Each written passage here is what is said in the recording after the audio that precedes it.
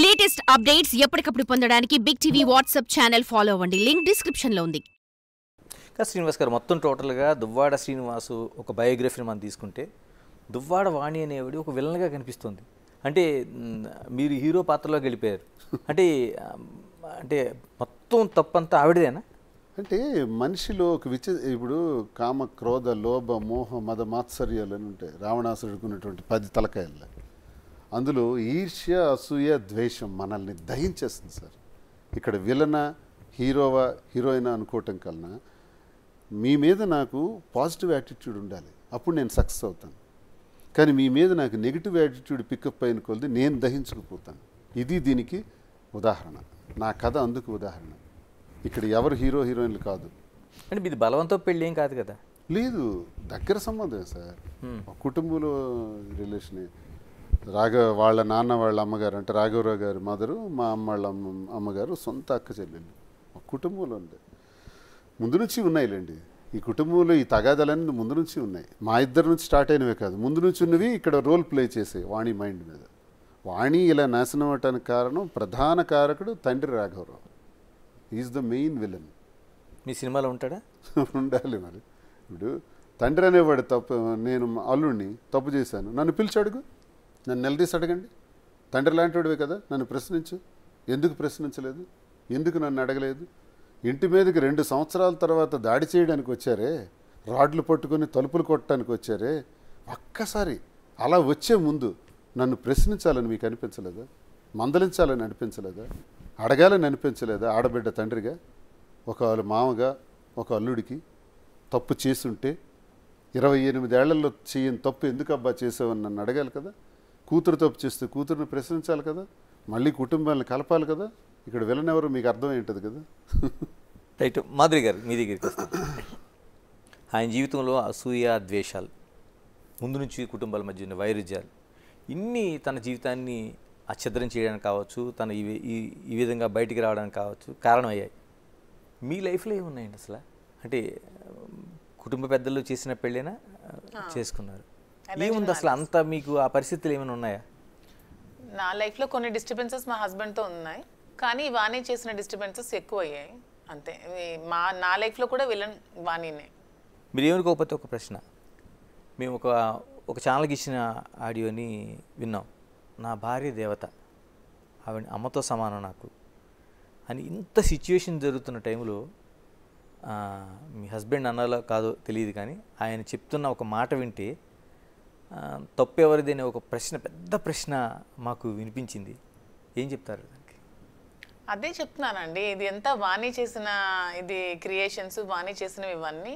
దానివల్ల ఫ్యామిలీ పరంగా మేము ఇబ్బందులకు గురయ్యాం.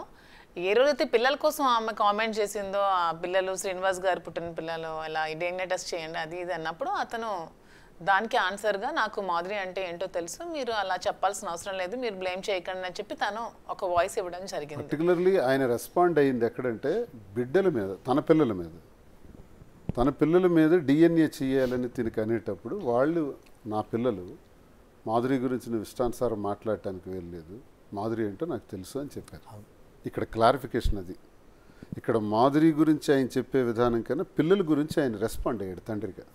మాధురి గారు, మీరు అంటే చాలా వరకు ఏ లైఫ్లో ఎప్పుడు ఏది తారసపడద్దో ఎవరికీ తెలియదు.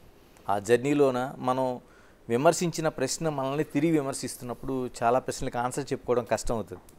ఆయనేమో ఒక పొలిటికల్ లీడరు, పొద్దున్న లేస్తే తొడగొట్టి సవాల్ చేసే టైపు, పోనీ లవర్ బాయ్ లాగా వెళ్ళే ఇది కూడా కాదు, పోనీ అందరినీ అమ్మాయిల్ని చూస్తూ ఆయన అలా ఉండే టైప్ కూడా కాదు. ఎలా లవ్ చేశారండి అసలు? ఏదో అంటే నాకు కూడా అతనిలో హీరో క్వాలిటీస్ కంటే రౌడీ క్వాలిటీస్ ఇష్టం బాగా. సో రౌడీ క్వాలిటీస్ చూసే ఇష్టపడ్డాను నేను కూడా. రౌడీ అనటం కన్నా నిలదీసే తత్వం. లేదులేండి, అదే బాగుంది. నాకు భయం లేదు, ఎవడేం చేస్తాడని లేదు. నాకు చాలామంది హెచ్చరికలు చెప్తుంటారు, నేను భయపడ్డాను పారిపోయానని. ఏదో నా మీద ఇప్పుడు ఎఫ్ఐఆర్ ఉంది, నేను హైదరాబాద్లో ఇక్కడే ఉన్నాను, వచ్చి పట్టుకోమనండి. ఎఫ్ఐఆర్ పెడితే దువ్వాడ శ్రీని భయపడి పారిపోతాడు అనుకోవడం చాలా పొరపాటు. మీరు ఎన్ని ఎఫ్ఐఆర్లు వేసుకుంటారో వేసుకోండి. ఒక 100 కేసులు పెడతారా, నేను రెడీ. సేమ్ నేను కూడా అంతేనండి, ఎవరికి భయపడను. అందులో ఈ ట్రోల్స్ చేసే వాళ్ళకి అసలు అదర్ను బెదర్ను, ఎన్ని ట్రోల్స్ చేసుకున్నా భయపడే ప్రసక్తే లేదు. సో ఇద్దరు క్వాలిటీస్ ఒకటే కాబట్టి ఇద్దరం ఒకరికొకరు అట్రాక్ట్ అయ్యాం అంతే. అదే అడుగుతున్నాను, ఆయన మగాడిగా ఉన్నాడు, పాలిటిక్స్లో ఇంతకంటే పెద్ద విమర్శలు చూశాడు ఆయన, ఆ ట్రోలింగ్స్ చూశాడు చాలా. అంటే ఇప్పుడు కొత్తగా వచ్చినాయి కాదు, ఇప్పుడు సమన్లు కావచ్చు లేకపోతే కేసులు కావచ్చు, ఆయన లైఫ్లో కొత్తగా వచ్చినాయి కాదు. మీరు అసలు ఎన్నిటికీ దూరం లైఫ్, మీరు ఎక్కడో ఒక డాన్స్ దీంట్లోనో లేకపోతే ఒక మంచి వీడియోలు చేస్తూనో ఒక కంఫర్ట్ లైఫ్లోంచి అలా ఉండేటప్పుడు ఒక్కసారి ఎదిరిన ఈ డిస్టర్బెన్స్ ఎంత మీకు ఇబ్బంది పెట్టిందండి లైఫ్లో? స్టార్టింగ్లో ఇబ్బంది పడ్డాయండి కొంచెం. నేను కూడా బాగా, అంటే మీరు చెప్పినట్టు కంఫర్ట్ జోన్ నుంచి ఈ జోన్కి వచ్చినప్పుడు నేను కూడా బాగా మానసికంగా ఇబ్బంది పడ్డాను, చాలా క్షోభకు గురయ్యాను. ఎందుకంటే ఏ వ్యక్తికైనా వ్యక్తిత్వ హననం జరుగుతున్నప్పుడు అది చాలా బాధపడుతుంది ఎవరికైనా, ఏ అమ్మాయికైనా.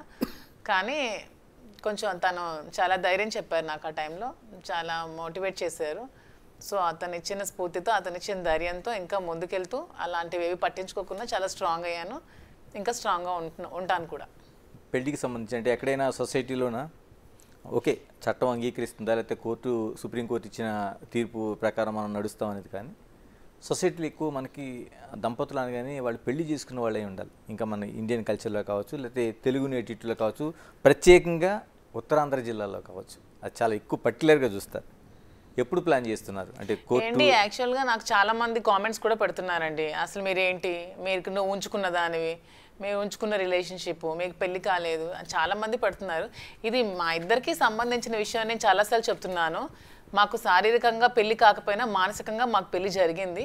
మాకు పెళ్లి ఒక్కటే సమాధానం కలిసి ఉండడానికి అనే దానికి మా ఇద్దరం ఎగ్జాంపుల్గా తీసుకోవట్లేదు. మా ఇద్దరం అయితే మానసికంగా మా ఇద్దరికి పెళ్లి జరిగిపోయింది. మీరు ఎవరు అలా కామెంట్స్ పెట్టాల్సిన అవసరం లేదు. లీగల్గా అయ్యాక అఫీషియల్గా మ్యారేజ్ చేసుకోవాలి కాబట్టి ఖచ్చితంగా చేసుకుంటా. అంతవరకు మా ఇద్దరికి ఒకరికొకరి మనసులకు ఎప్పుడో పెళ్ళి అయిపోయింది. ఆ విధంగా మా ఇద్దరం భార్యాభర్తలమే, దానికోసం ఎవరు కామెంట్ చేయాల్సిన అవసరం లేదు. చాలా నీచంగా కామెంట్స్ పెడుతున్నారు.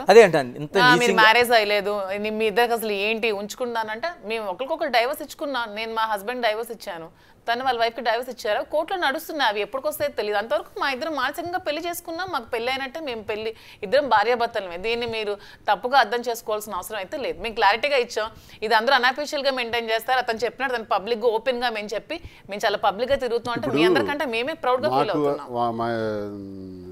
మాధురితో సంబంధం లేదని నేను, శ్రీనివాస్ గారితో నాకు సంబంధం లేదని తను అనేస్తే ఎవడైనా మాకు వెంట్రుకు పీకుతాడండి? ఎవడైనా అడిగేవాడు ఉన్నాడా? ఆ ట్రాలర్స్కి అడుగుతున్నాను, డైరెక్ట్ ట్రాలర్స్ని అడుగుతున్నాను. నన్ను అడిగి ప్రశ్నించే మీ బ్రతుకులు అలాంటివే కదా. ట్రాలర్స్ వాళ్ళందరూ ఎవరైతే ఉంటారో మమ్మల్ని విమర్శించేవాళ్ళు, వాళ్ళ బ్రతుకులన్నీ అవే చీకటి జీవితాలే. మేము వెలుగులోకి వచ్చి ఇది మేము తీసుకున్న నిర్ణయం అని క్లియర్గా చెబుతున్నామే. అంత క్లారిటీగా చెబుతూ ఇలా కలిసి ఉండటం మీ దృష్టిలో తప్పవచ్చు, కానీ మా దృష్టిలో అవసరం. మా దృష్టిలో మేము చేస్తుంది మంచి. మేము ప్రజల కొరకే చేస్తున్నాం, ప్రజల కోసం ఈ జీవితాన్ని అంకితం చేసాం, ప్రజల కోసం పనిచేస్తాం.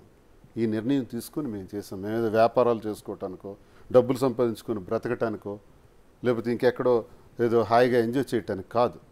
నిన్నగాక మొన్న మీరు చూశారు, తన మీద చేసిన ట్రోల్స్ మీద తాను వెళ్ళి పోలీస్ స్టేషన్కి వెళ్ళి కంప్లైంట్ ఇచ్చారు. ఇప్పుడు అపోజిషన్లో ఉన్న మాకు చాలా తీవ్రమైన ఒత్తిళ్ళు ఉన్నాయి. మాకు ఇబ్బంది పెట్టాలని చూస్తున్నారు, అరెస్ట్ చేయాలని చూస్తున్నారు, స్టేషన్ టు స్టేషన్ తిప్పాలని చూస్తున్నారు. ఈ పరిస్థితిలో తను వెళ్ళి నిలబడి కార్యకర్తలకు భరోసాగా నేనున్నానని చెప్పి ఒక మహిళలు స్టేషన్లో కంప్లైంట్ ఇచ్చే మొదటి సందర్భం ఈ ప్రభుత్వం వచ్చిన తర్వాత నాకు తెలిసి ఆంధ్రప్రదేశ్ రాష్ట్రంలో. ఎందుకు ఇది చేస్తున్నాం? పార్టీకి బలం ఇవ్వటానికి, కేడర్కి బలం ఇవ్వటానికి. మనకు నమ్ముకుని ఉండే వాళ్ళకి ఇదే పరిస్థితి ఉంది. వాళ్ళని స్టేషన్లకి తిప్పి ఈడ్చి ఇబ్బంది పెడుతున్నారు. కాబట్టి అలాంటివి జరిగితే మేము ఉన్నాం సుమా అని చెప్పడానికి, మేమేదో పర్సనల్ లైఫ్ ఎంజాయ్ చేయటానికి కాదు. ఎంజాయ్ చేయాలంటే మేము కలవాల్సిన అవసరమే లేదు, ఇలా కావాల్సిన అవసరం లేదు. ఎంజాయ్ చేయాలంటే చాలా దారులు ఉంటాయి కదండి, ఇలా పబ్లిక్ గానే ఎంజాయ్ చేయాల్సిన అవసరం మాకు లేదు. సంబంధం లేదని చెప్పేసి అయిపోయింది కదా. సంబంధం లేదని చెప్పి మేము కలిసి కూడా తిరగలం. మేము వాస్తవంగా చెప్తున్నాం కదా, మేము కలిసి ఉంటున్నాం అవునని చెప్తున్నా కూడా మీరు ట్రోల్ చేయాలని చూస్తే అది మీ కర్మ. ఇంకా For more videos like this, subscribe Big TV channel.